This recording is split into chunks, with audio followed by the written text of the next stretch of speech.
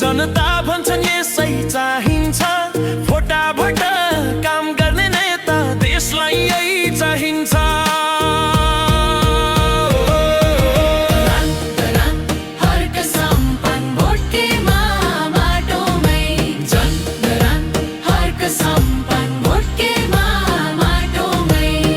जनताको पसिनाले